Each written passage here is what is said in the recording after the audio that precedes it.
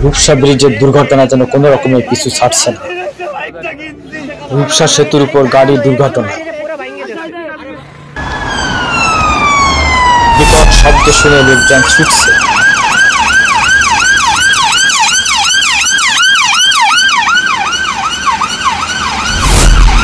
গাড়ি ভেঙে চুরমার।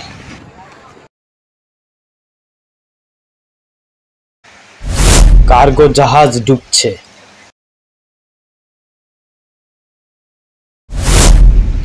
মালবাহী জাহাজ ডুবছে, জনতা এবং স্বজনরা দেখছে।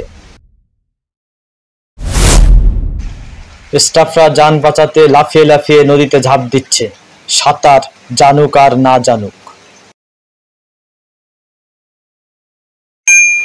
কথা বলছেন রূপসা নৌফাড়ির ইনচার্জ জনাব মোহাম্মদ নুরুল ইসলাম শেখ। তিনি ট্রাভেল অ্যান্ড মার্বেলকে মালবাহী জাহাজ ডুবির তথ্য নিশ্চিত করছেন। নর্মাল আমাদের ঈদ উপলক্ষে যে ডিউটি, এটা আমরা পরিদর্শন করতেছিলাম। খুলনাতে সদর নৌ থানা এলাকায় ছিলাম, ঘাট এলাকায়।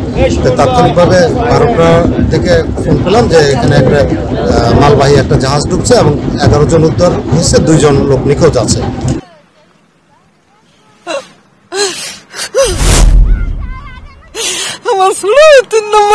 সর্বস্ব হারিয়ে কান্নায় ভেঙে পড়ছে কর্মকর্তা। রাত্রে বসলে কোন লোকজন নেই, একটু কিছুক্ষণ পরে আইলো, জোয়ার পুরো নামলো, এতক্ষণ নামলো না, এতক্ষণ চেষ্টা করলো না। করুণ ভাবে জাহাজটি ডুবেই যাচ্ছে, স্বজনদের আহাজারি।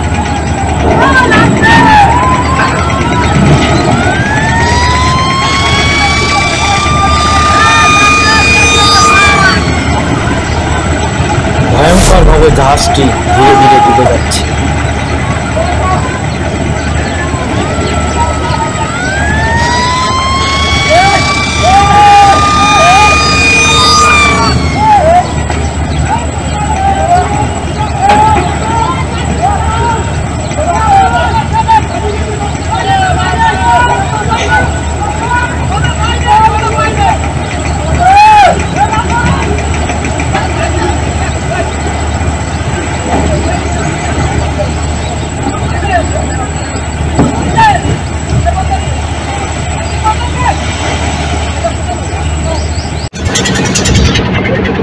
কিন্তু আল্লাহ আমাদের সহায়।